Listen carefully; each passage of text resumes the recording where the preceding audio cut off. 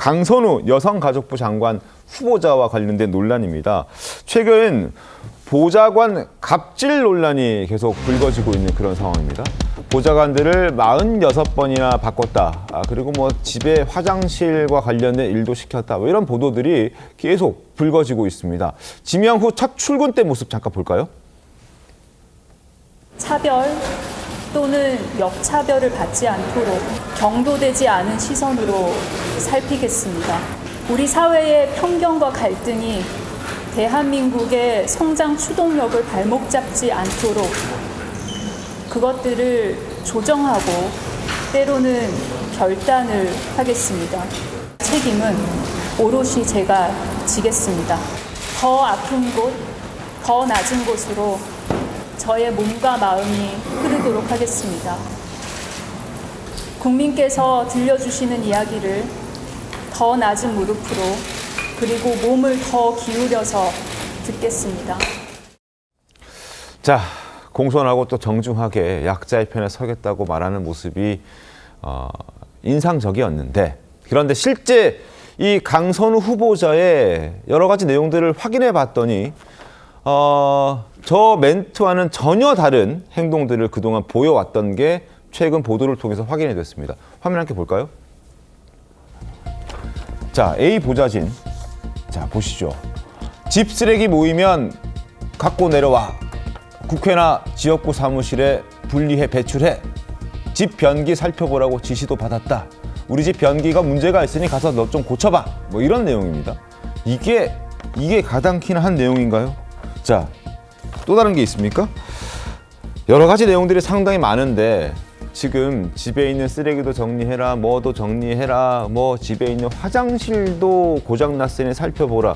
이게 사회적 약자와 지금 뭐 잘 살피겠다라고 얘기했던 여성가족부 장관 후보자에서 나올 행동인가요? 그리고 국회의원과 보좌진의 관계를 봤을 때 절대 갑이죠, 국회의원이. 그런데 저런 얘기를 했다? 보좌진에게 갑질했다?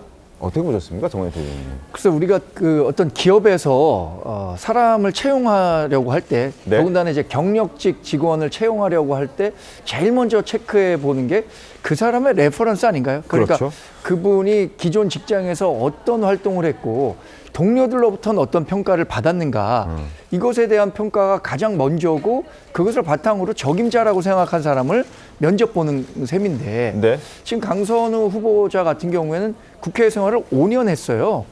그런데 그 대부분의 생활을 사회적 약자를 보듬는데 또 본인의 개인적인 사정도 좀 있는 것으로 알고 있습니다. 그런 역할을 하는데 충실하겠다고 했는데 실제로 후보자가 돼서 검증 대상에 오르다 보니까 네. 함께 일했던 사람들, 더군다나 이분과 함께 모셨던 분들 아닙니까? 그렇죠. 그 보좌진들 사이에서 이 정도의 평가를 받는 분이 여성가족부 장관이라는 역할에 적합한 사람인가? 굉장히 이해하기가 어렵습니다. 그러니까 이재명 대통령이 이번 인사를 통해서 굉장히 유능한 사람을 적재적소에 쓰겠다라고 약속했는데 실제 검증 과정에서 드러난 후보는 조금 전에 본 이진숙 교육부 장관 후보자와 마찬가지로 네.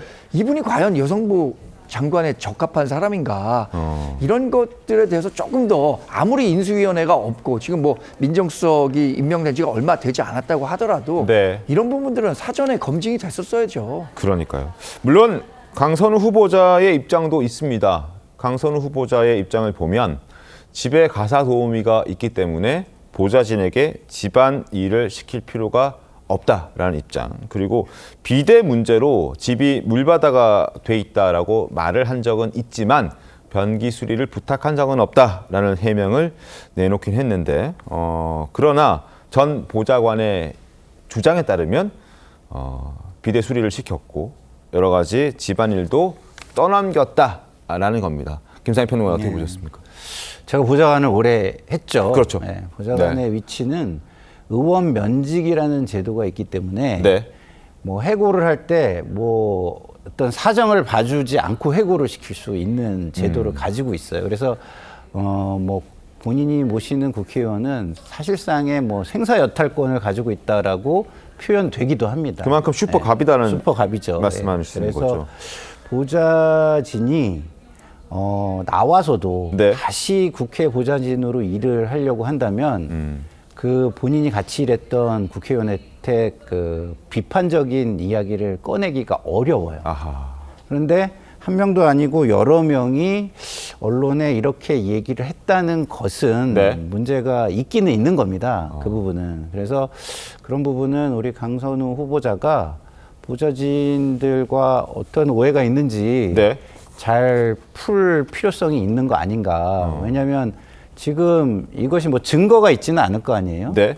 그 서로 이제 의견이 엇갈리는 건데 그렇지만 국민 정서상 네. 힘을 가진 사람이 그 힘에 어떤 귀속돼 있는 사람에게 갑질을 한 것처럼 보인다라면 다른 어떤 법적인 윤리적인 문제보다도 더 국민 정서상 좋지 않을 수도 있기 때문에 잘 해결할 수 있는 방안을 모색해 보기를 저는 뭐 권고합니다. 예. 그리고 김상현 평론가님 짧게 그 보좌관 생활 오래 해보셨으니까 그 6년 동안 51명의 보좌관을 채용하고 네. 46명의 보좌관을 면직했다. 네. 요건 어떻게 봐야 됩니까? 그러니까 만약에 그렇게 많이 보좌진을 바꾸는 의원이 있다면 네. 보좌진들 중에서 능력 있는 사람은요 또 거기 안 가요. 왜냐하면 그 소문이 이미 돌거든요. 그렇죠. 그래서 거기 저 방 가면 안 돼. 가면은 그 방 가면은 나도 정말 웬만한 마음을 먹지 않으면 네. 뭐 어떤 고난이든 견뎌낼 마음이나 절박함이 없다면 다른 데를 선택을 스스로 하죠. 그래서 그런 평판과 이미지를 가지는 것을 의원들이 되게 경계하고 부담스러워합니다. 그런데 저렇게 많이 이렇게 교체를 했다면 그 부분에 대해서는 그렇지 앞으로는 의정 생활을 만약에 계속 하신다면 그렇지 않은 이미지를 좀 구축할 필요는 확실히 있겠다 이런 생각이 드네요. 그렇죠. 보좌관들이 많이 바뀔 수 있습니다. 뭐 다른 기관으로 가거나 아니면 다른 기업체로 가거나 아니면 다른 방으로 가거나 여러 가지 경우들이 있지만 좀 많다. 20대 의원의 20대 의원실의 다른 평균 보좌진들의 교체보다 무려 3배가 된다. 강선우 의원실의 보좌진들은 이런 논란도 있었습니다.